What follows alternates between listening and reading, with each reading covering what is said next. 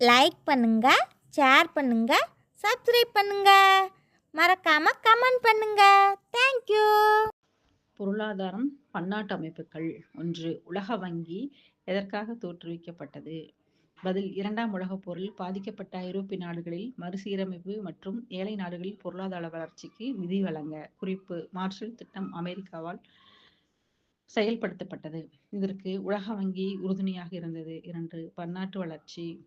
முதுமை ஐடிஏ வழங்கும் கடன்கள் எவ்வாறு அழைக்கப்படுகிறது? மெக் கடன்கள். இவை மிக குறைந்த வட்டியில் 50 ஆண்டுகள் வரை நீண்ட கால தவணையில் வழங்கப்படுகின்றன. 3. பன்னாட்டு நிதியமைப்பு எப்பொழுது தொடங்கப்பட்டது? பதில்: 1945 தொடங்கப்பட்டது. தொடங்கும் போது இருந்த உறுப்பு நாடுகள் 29, தற்போது 190 நாடுகள் உள்ளன. 4. பன்னாட்டு நிதியமைப்பின் முக்கிய நோக்கங்கள் யாவை?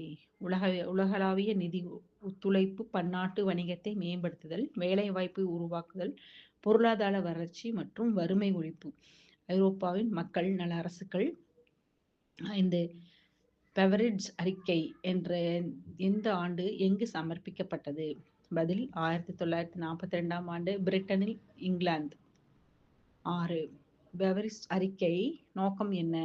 வறுமை, நோய் மற்றும் வேலையில்லா திண்டாட்டம் போன்ற சமூக தீமைகளை ஒழித்து மக்களுக்கு கல்வி, உடல்நலம் மற்றும் வேலைவாய்ப்பு உறுதி செய்தல். 7. இரண்டாம் உலகப் போருக்கு பின் பிரிட்டனில் ஆட்சி அமைத்த கட்சி எது? தொழிலாளர் கட்சி. கிளமெண்ட் அட்லி தலைமையில். 8. மக்கள் நல அரசின் செயல்பாடுகள் யாவை? இலவச கல்வி, மருத்துவம், முதியோர் ஓய்வூதியம் மற்றும் வேலையற்றோருக்கு உதவித்தொகை வழங்குதல். இதற்காக அதிக வருமானம் ஈட்டுவோர் மீது அதிக வரி விதிக்கப்பட்டது. இரண்டாம் உலகப் போர் மற்றும் பனிப்போர்.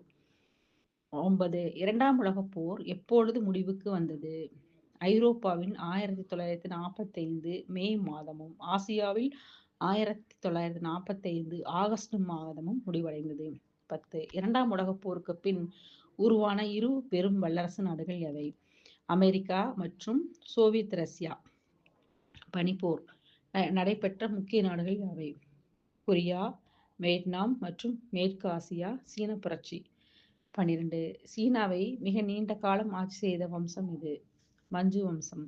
சுமார் 250 ஆண்டுகளுக்கு மேலாக ஆட்சி செய்தவர். குறிப்பு: படப்புத்தகத்தின்படி 1644 முதல் 1912 வரை சீனாவில் நில உடைமையாளர்களாகவும் அதிகாரிகளாகவும் இருந்தவர்கள் யார்? பதில்: மாட்டர்கான்கள். தைப்பிங் கழகம் நடைபெற்ற ஆண்டு யாவை? பதில்: கிபி 1850 முதல் 1864 வரை.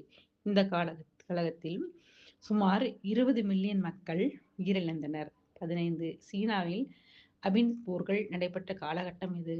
முதல் அபினத் போர் 1839 1842. இரண்டாம் அபினத் போர் 1856 1860. 16.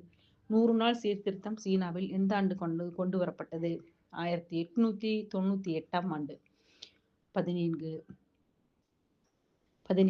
100 நாள் சீர்திருத்தத்தை எதிர்த்து பேராசரை சிறையில் அடைத்தவர் யார்? பேரரசி சூசி.